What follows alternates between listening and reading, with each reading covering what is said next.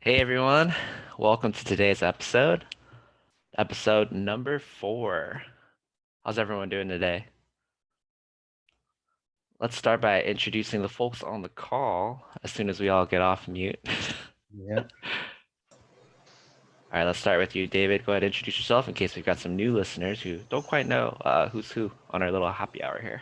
Yeah, absolutely. Hey, I'm David Tischler, developer advocate here at Balena. Let's go around the room. Chris, you're up. Hey everyone, I am Chris. I am a hardware hacker in residence here at Balena, so I work on building lots of cool projects for you guys to try out. And I have my John. duck friend. Oh yeah, the duck friend. Smug duck Hey, friend. duck. All right, John. Hi, everybody. I'm John Tonello. I'm the technical marketing lead here at Balena, which means I write about a lot of the stuff that we're working on. And then myself, before we introduce our guest of honor here, I'm Andrew Nem, content strategy lead here at Balena, helping the team make awesome things for our site, blog, whatnot. Last but not least, thank you so much to our wonderful guest, Sahaj. Please introduce yourself. Hey, thank you for having me. Hi, I'm Sahaj, and I work with Linaro as an application engineer, and I work with the 96 boards team and make cool demos with all the new boards we have. Right on. Today's episode is a special one. We'll be interviewing Sahaj as well as our very own David Tischler about the Rosetta Home project. So we've got our questions ready to rock. Those of you on the stream, if you have some too, feel free to throw them in the chat, and we'll be sure to ask our guests everything that you want to know about the project. Before we get to that, though, let's run through a couple of our usual items. One we missed out on last week. We got to know. I mean, we're at an IoT Happy Hour, right? What's everyone working on? So I have been playing with this inky fat from Pimoroni in the last week. Like, I want to make a cool case for it, so I've been learning OpenSCAD. It's kind of fallen second place to a whole load of other stuff that I've been working on, so it's not there yet, but it'll hopefully be pretty cool. OpenSCAD is a cool program where you can programmatically create CAD models for 3D printing. So as opposed to like Fusion, where you're dragging and laying stuff out, you can say, like in code, what elements and what blocks you want. So I'm going to try and make a housing for this with a Pi Zero on the back. Nice. Yeah, So wait, what does the inky fat do? I'm new to that. Oh, it's a so this is an e-paper display, so that's why it's actually displaying something, and that's Oh, what displays on it when you actually buy it, because it comes with that. Oh, that's cool. The camera never fixes. I think it's because your duck's in the way. Yeah, the duck's gonna stay. So. Yeah, there's no negotiating about that. No chance of the duck leaving. No, it's Chris's intern. He's got a lot to do. I don't know if you all know, being the lead hardware hacker, there's a lot of work that needs to be done, and he needs help. So it's important rubber ducking. Yeah, the duck has a good rate. Responsibilities. Yeah, it fit Chris's budget, so got hired. Right on. John, what you got work going on project-wise? Oh, for some context, today is actually Balena's Hack Friday, so a lot of us are taking some time to kind of be our own users, try out projects that maybe piqued our interest throughout the months, weeks, and give it a go. Bother our usual engineer support friends for some more help, because those of us like myself need it. But yeah, it's a lot of fun. So it's a very interesting and energizing time at the company. Yeah, John, what you got going on? I got these radio transmitter receivers a little while back, and I've been working on a couple things off and on to do communicating between Pis to send little bits of data back and forth. Started out as an Arduino project, but could easily be adapted for the RPi, which is a lot easier. I originally wanted to sniff my Ecobee temperature data with the receiver, and then pump that into the Balena Sense. That turned out to be a little trickier than I had hoped, but yeah, so between that and trying to make use of my old 32-bit laptops, keeps me out of trouble. Right on. I am trying to catch up on this interesting project that Chris actually started like almost a year ago. And I'll drop the link. Is this going to make me look chat here. bad? Like I No, started a not at project all. a year ago Not and at it's all. not done yet. Well, it was one of the things that I read about when I first heard of balena. It was really fascinating to me and kind of fit a lot of the personal projects that I like to work on around the house. So this one's the plant watering thing. So basically the gist is that you'll have a sensor monitor like how much moisture is in the soil, how much water is left in your container, and it'll just use this little motorized pump just to keep your plant watered. I thought that was pretty cool. Yeah, it's the little peristaltic pump, isn't it? Yeah. So I'll be trying to put that together and have a little fun there.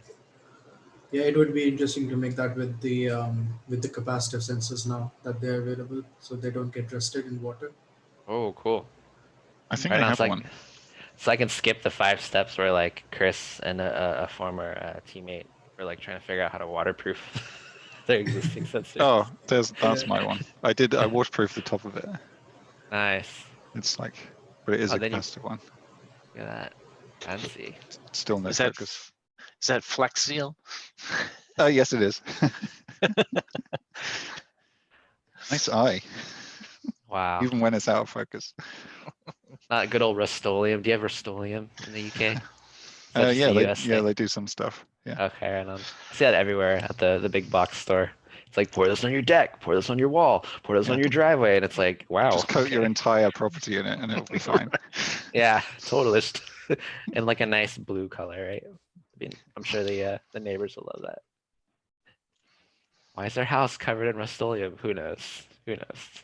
I don't have to look at them now. Did you get the little float switch as well? So I you did, can tell yeah. when you're like that one. I'm going through all my parts now. It's like all the stuff is here. The project just isn't built. Yeah, I got really lucky because Chris, you and I were talking about this for like months, and I mean, my heart goes out to all the crazy things going on in the world right now. But I was lucky enough to order all those parts before lockdowns happened and whatnot. So they've been like every hardware hacker sitting in a box in your room somewhere. So today's the time to like open that box and try it out. Yeah. Right on, David. What do you got going on? Gotta be honest, I'm not too sure yet what I'm gonna do today. I think I'm gonna try to bring up a few more boards on Rosetta, which we're gonna talk about in a few minutes. I think actually that's what I'm gonna do, is try to scale that out a little bit. Cool. Sahaj, what are you working on? Yeah, exactly. What you got going on? Non-officially, I've been sort of working on a Yocto layer called the Nix 486, and it's like the saving grace if you want to test latest Linux stuff on a 486 system. So it just builds everything with like enough compatibility built in so that retro systems can boot like kernel 5.4.2 or 5.5. So I think Yocto by default supports i586, and that really doesn't work with old systems. Sahaj, I can't help but admire your full-on air-cooled system in the back there. That's as air-cooled as it gets. That's David's. Oh. Well, some of it is mine. It's actually not mine. It's now yours. I won it in a bid. So it was his old RM-made AMD Seattle, so octa-core ARM processor by AMD. Oh, nice. And so he had it lying around, and the bid was to get it working, and we did. So I ended up just taking it back with me. Nice. Yeah. Is the next step to throw like a Threadripper in there at some point? Yeah. As soon as all the shops open up, sure. Yeah, I said, if you can get it to work, it's yours. And sure enough, he got it running. So it's his. Awesome. So I have a question here, and folks on the chat, feel free to chime in too, because we're really curious. Someone submitted, how many Raspberry Pi-like devices does everyone own? Be honest. Single. I We mean, could- if you're just counting single board computer, Raspberry Pi-ish. Sahaj probably has the most on this call. If I'm thinking for myself, I don't know, maybe 20. Wow. If you consider my personal collection, then it's 21. And with the work-related boards, with all the 96 boards I haven't tallied them up, so probably like 40 or something. 40. I have an entire shelf just full of other boards. So. Well, I can go next. I have 4.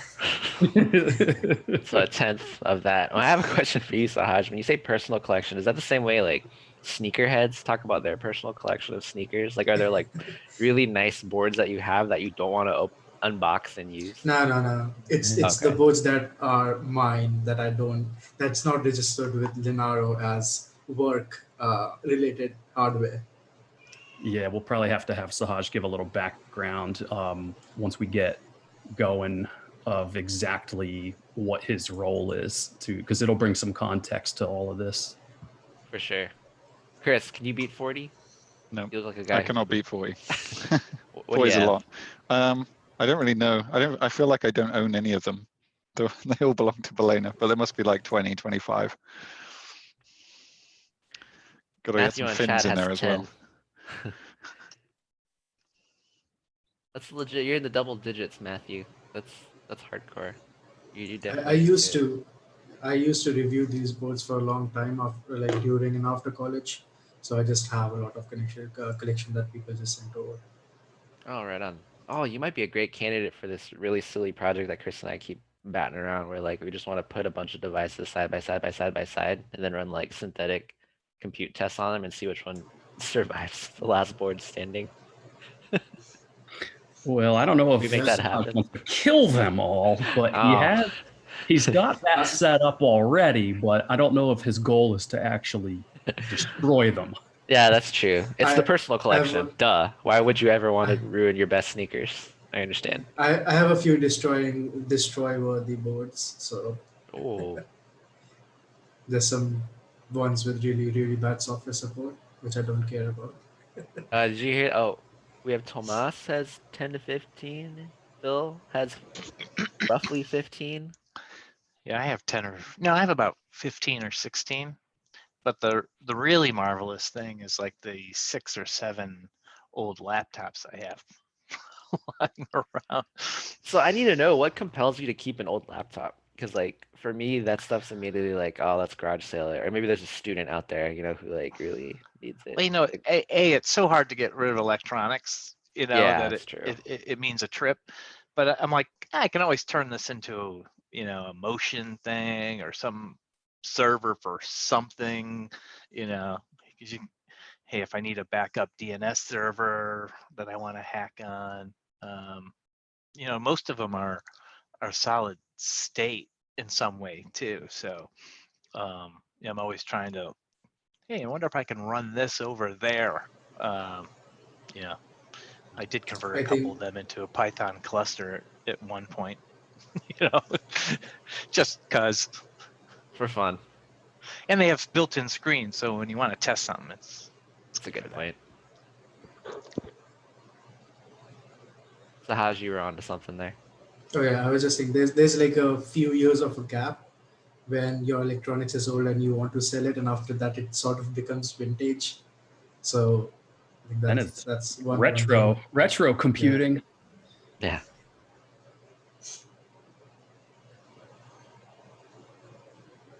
Right on. So I think we can start getting into the meat of this episode, which is to hear more about this awesome Rosetta at Home project. Before we do that, Sahaj, as our guest of honor, I'd love to dig into a little more about you, your background, let the people know what you got going on. I started hardware hacking during school, actually, during the senior years with the Raspberry Pi. And my first complex project was like a rover that had 6 ultrasonic sensors and was controlled over joystick, could stream video and all of that stuff, everything running on the Pi over Python and everything like that. And so I think, grew from there and joined Linaro 2.5 years ago in a similar capacity of work where and now just build demos and anything cool to show off on these development platforms, just to show their individuality. So 96 boards has three major standards: the CE, the which is the consumer edition, and then our enterprise edition and the IoT edition. And so any of our boards that follow these standards, they look the same, but their hardware is at most times like wildly different. So just anything to differentiate them and show what they're capable of is something that I usually work on. Very cool. David, how did you end up working with Sahaj on this? So, I've actually known Sahaj for a couple of years now. I tend to enjoy bringing up random single board computers. And so Sahaj also is in the business of trying to get random single board computers to boot. So we've crossed paths a couple of years back, and then we've done a lot of work together, given joint presentations at conferences, hung out at events like Lenaro Connect, which is a semi-annual event that they put on. Just sort of enjoy hacking on ARM devices together. So to then transition specific to this project,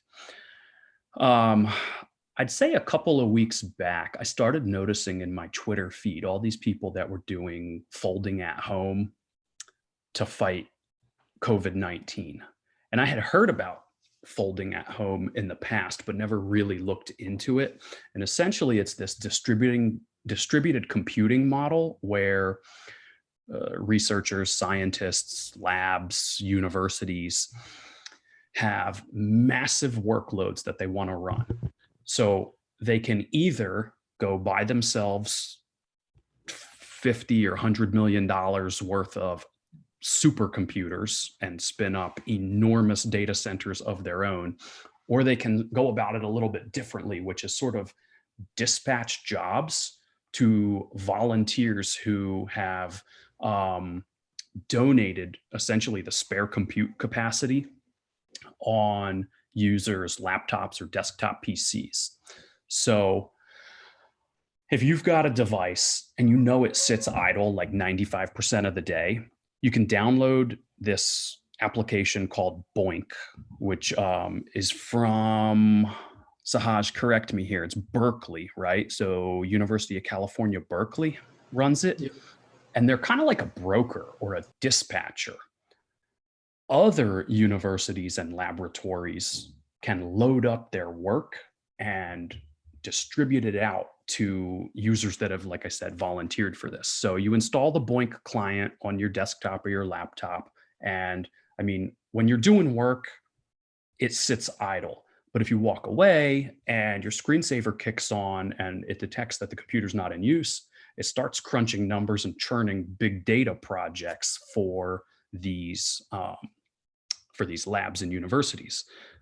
Another famous one that actually recently shut down was SETI at Home, which was search for extraterrestrial life. So I think in that scenario, Sahaj, correct me if I'm wrong here, but it was analyzing the radio waves that come into the massive telescopes that are around the world. I know Puerto Rico has one. Hawaii, of course, has one. It's the big ones. So anyways, point being, I had seen that folding at home was gaining a lot of popularity as a couple of universities were trying to find cures for COVID-19. So I said to myself, okay, I've got 40 spare single board computers. I'll run it on all of those. I'll give it a try. But after some initial investigation, I realized it actually does not run on the type of processors that are on Raspberry Pis and similar types of boards. It was x86, which is Intel and AMD only. So Sahaj and I decided, okay, it can't be that hard. We'll just compile the code and be able to run it ourselves on the Raspberry Pis and others. Sound about right, Sahaj, from a background perspective? Yep. So from there, the next step really was, okay, who is it that is running these simulations? These are protein folding simulations. Who's the one that is distributing these jobs through BOINC? It turns out it's the University of Washington is one of. There's another one as well, but this project called Rosetta at Home is run by the Baker Lab out of the University of Washington. And their source code is actually available. You do have to jump through a couple of hoops to gain access to it, but Sahaj and I figured we can probably get it running. We have the subject matter expertise. We know enough about porting code to ARM. Let's give it a shot. So I think step one was actually we have some contacts at ARM directly, reached out to a friend of ours there, Rex, who sort of mediated the conversation and got us in contact with the University of Washington. And like I said, we did then gain access to the source code, and Sahaj and I, over the course of probably about a week or so, went through porting it and getting it to compile natively on ARM 64-bit hardware. That computer behind Sahaj was the one that did the primary. Yeah, there you go. Was the one that did the primary builds. That was the build machine. I then replicated locally here. Sahaj did all the hard work. I just had to duplicate it all. And sure enough, after about a week or so, we got it building, we got it compiling, and provided it back to the university for them to start evaluating. I'll take a quick break there. Any questions? Hey, we have some context about how, accessible it is to volunteer compute power. I mean, for a separate project, Folding at Home, sounds like Matthew's reporting in that they actually have more computing power right now than they have simulations and work to run, which is great. And that resourcing is there, but also just shows like how much people want to give in any way they possibly can, even if it's, hey, here's my idle compute time for you, researchers out there. It's pretty cool to see that. And that there are multiple ways to help other than, donating medical devices, et cetera, et cetera. I have a question for Sahaj. I'd love to hear more about what specifically the Baker Lab is doing with all of this compute power that they're receiving now that they can get it from old computers, new computers, but also ARM devices, etc. Well, I mean, the jobs that they sent over to these machines is basically something called protein.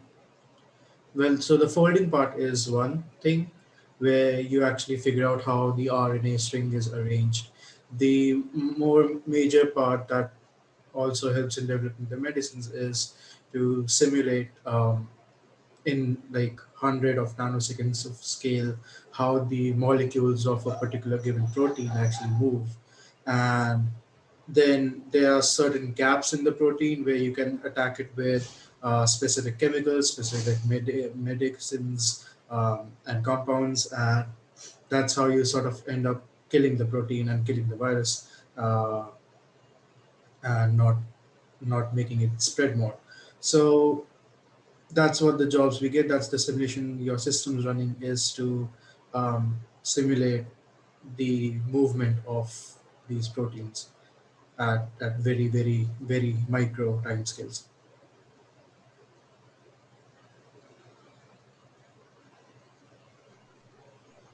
So I Chris. think Oh, go ahead.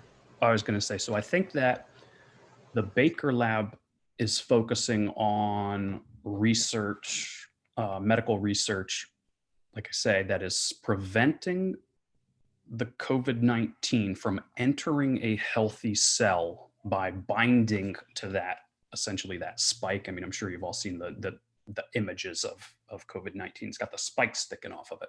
So if you attach something and bind it to that spike, it's no longer able to penetrate the wall of the cell and get in. So you're looking at minimizing damage or minimizing, destruction of cells. In that scenario there, you're assuming that the patient has already contacted the virus, though, and it is in the body. So it's really on the treatment side of the equation. I think there are probably, I would assume, other labs, other universities, other companies, organizations, whatever, that are working on prevention, which would be actual, it cannot, like vaccine, where if you like a flu shot, right, where you introduce one dead cell into the human body and then the body creates antibodies so that if a similar strain were to come along, you'd already have antibodies in place.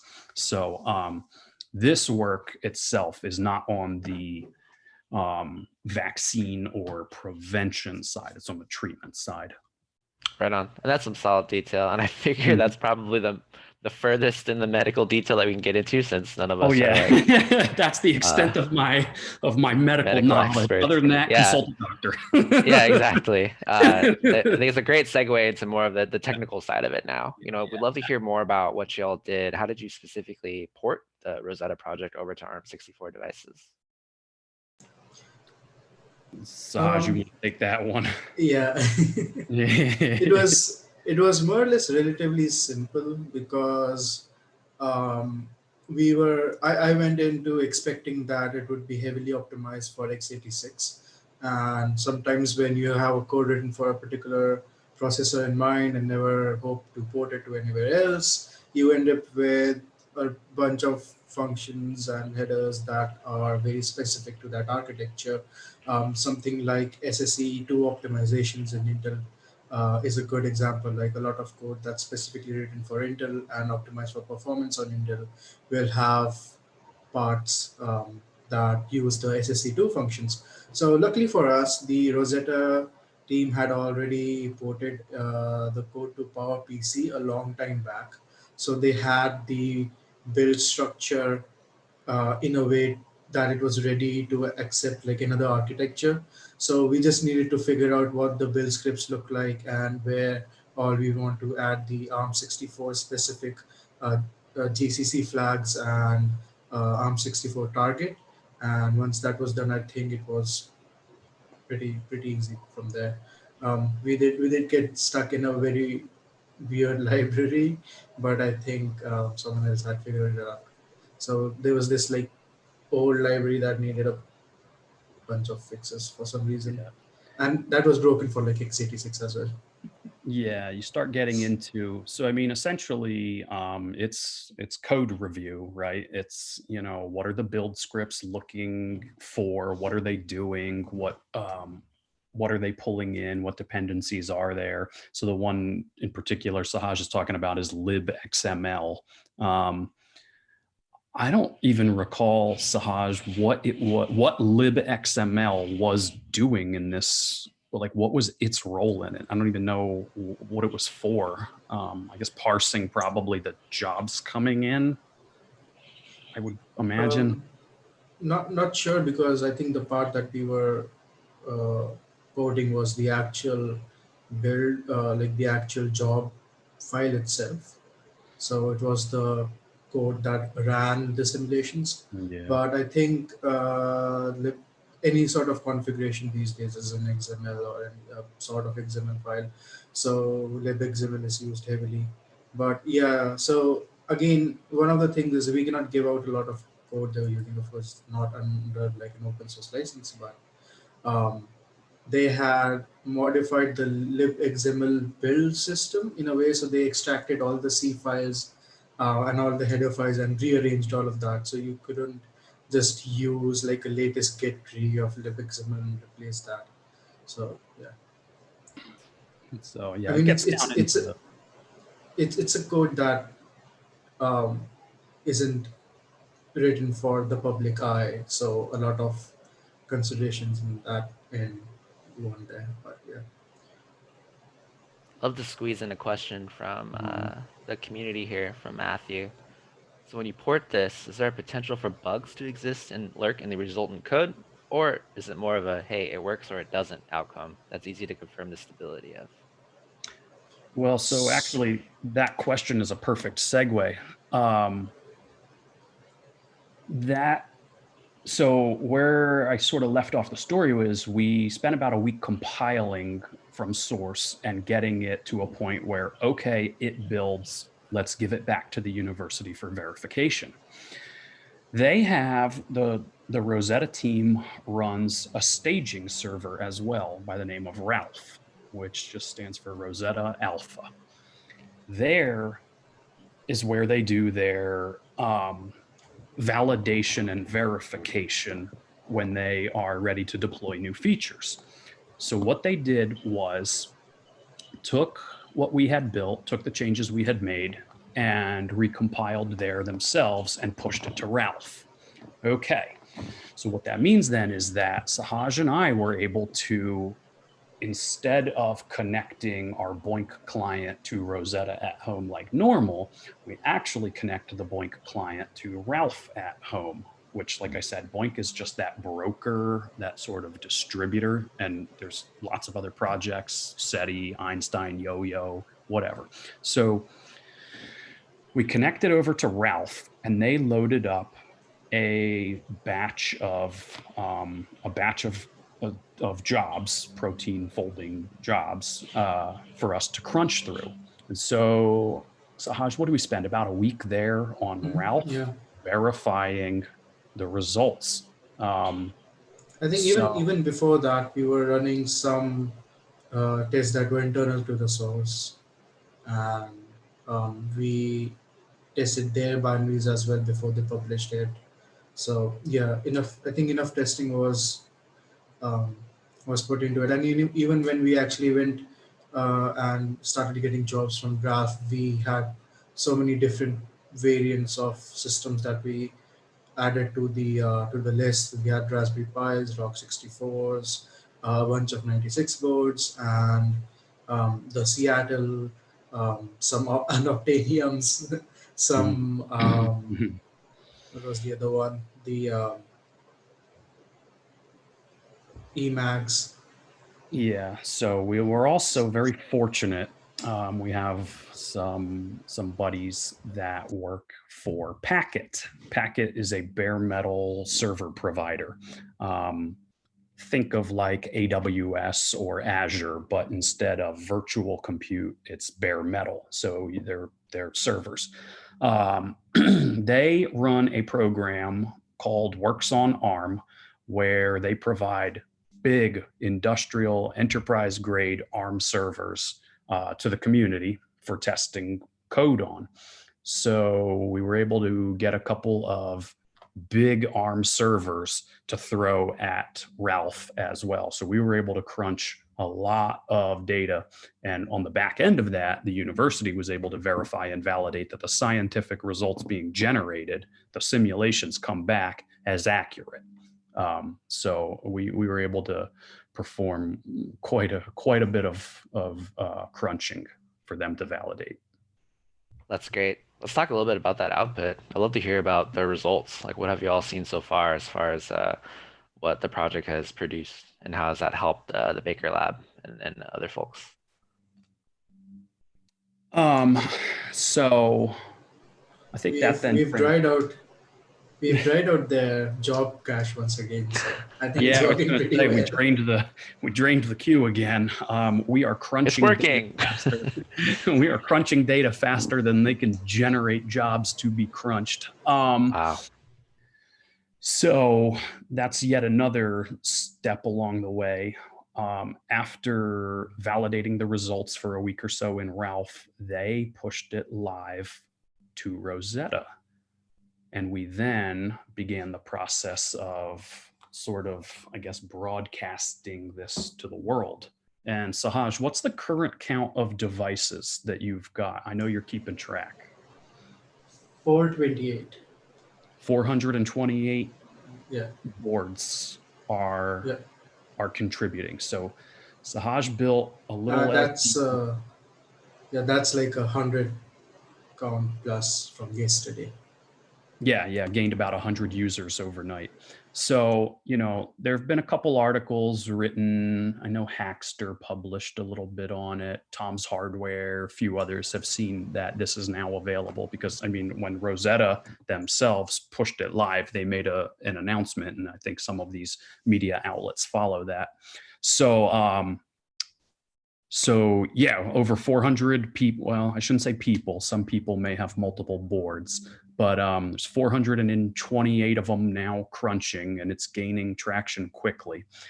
When I put my balena hat on, I thought, okay, well, we run massive fleets of devices. I should say users of the platform run massive fleets of devices. So I thought, okay, Sahaj and I did all the work to bring this up on quote unquote a bare metal system. A Raspberry Pi running Ubuntu.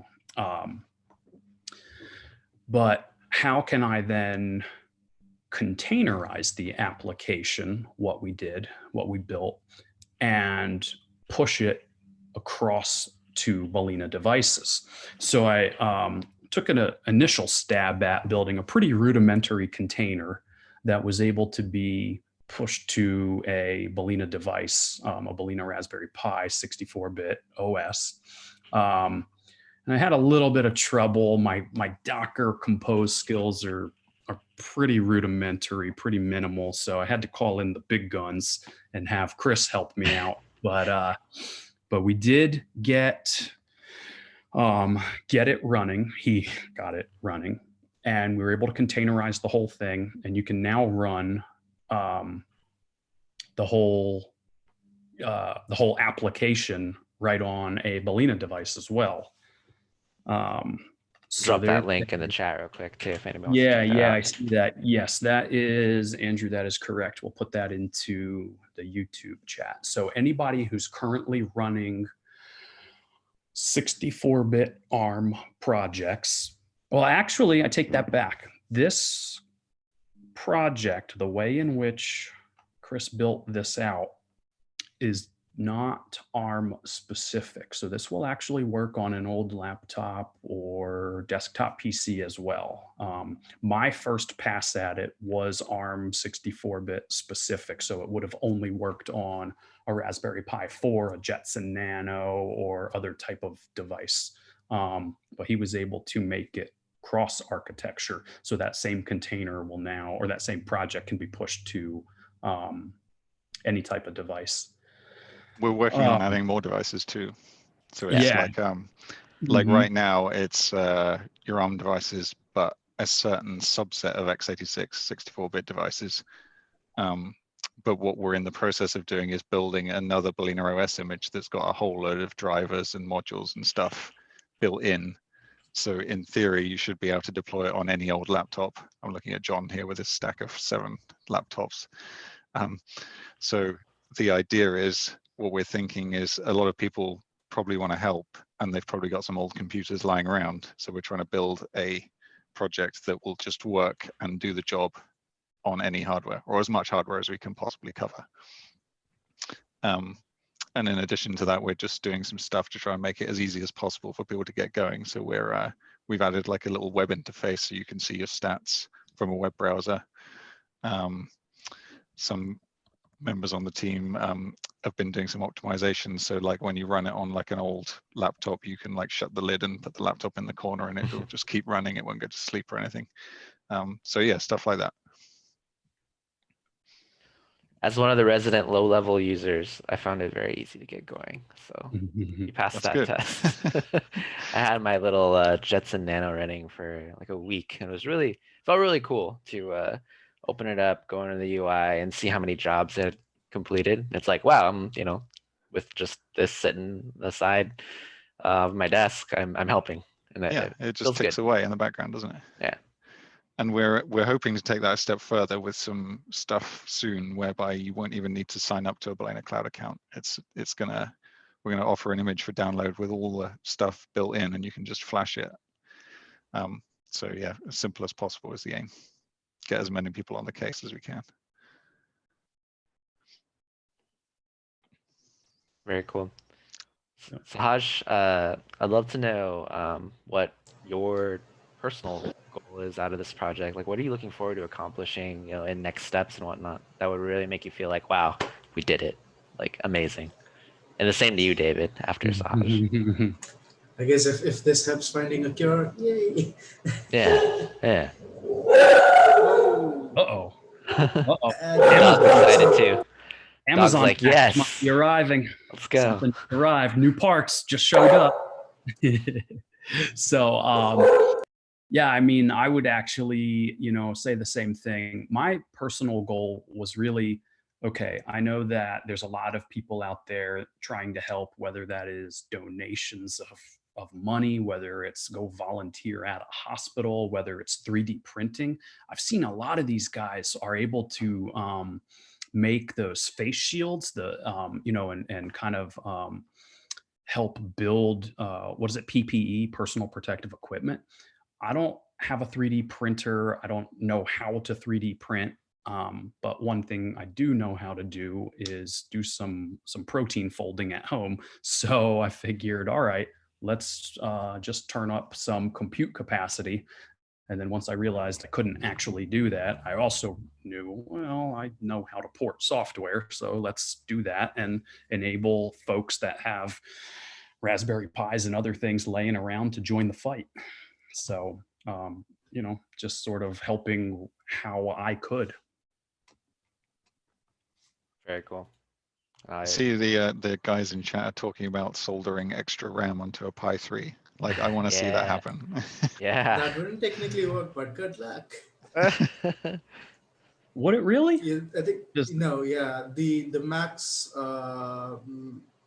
is 1.5 gigabytes, and that's only if you use the 0.5 gigabytes for the GPU. So the memory controller does not have enough address space. Is it the bar yet again? Nah, very different sort of a bar. Okay. The actual memory controller bar. Yeah. Oh, so the memory controller cannot allocate up to, so you couldn't really do a 2 gig. Okay. But hey, solder away.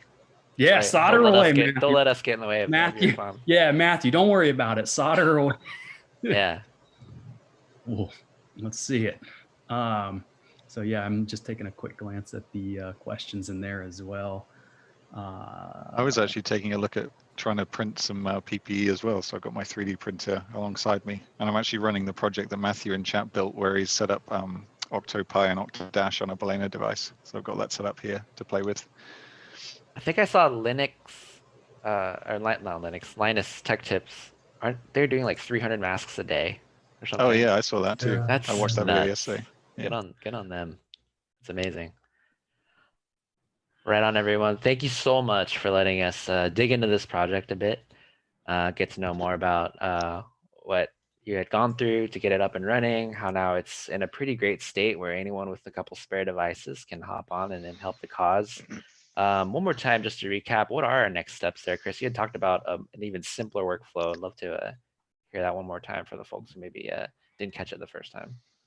Yeah, so right now we've got the project for the link you put in chat, which is just a normal Balena project. So it requires you to sign up to Balena Cloud and provision a device.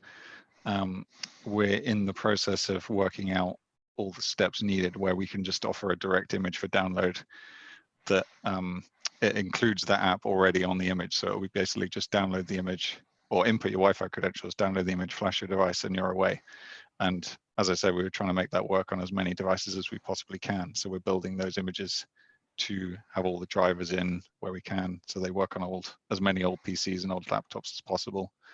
And obviously 2 gig and up Pi 4s, Jetson Nanos, all those nice ARM devices that are now supported as well. But yeah, we just want to make it as simple as humanly possible to get people up and running. So it's like you don't need any, hopefully don't need any technical knowledge. You just need an old computer, maybe an SD card, maybe a USB stick. But we're going to be publishing all that information online, hopefully within the next week, I'd say. So look out for that. Very cool. All right. Thank you again, Sahaj, for your time. David, yours. We always have your time. So, but thank you anyway. Yeah. Everyone on the happy hour, whatnot, the community members out there, we absolutely dig seeing everyone join every Friday, and we're able to talk shop with you all. We actually reached our 1,000th subscriber, right? That was pretty cool. Mm-hmm. That's So if you like what's going on here, feel free to like and subscribe if you haven't. Share it out with your other IoT, edge computing development friends out there. We would love to have you. It's always a blast to chat with everyone.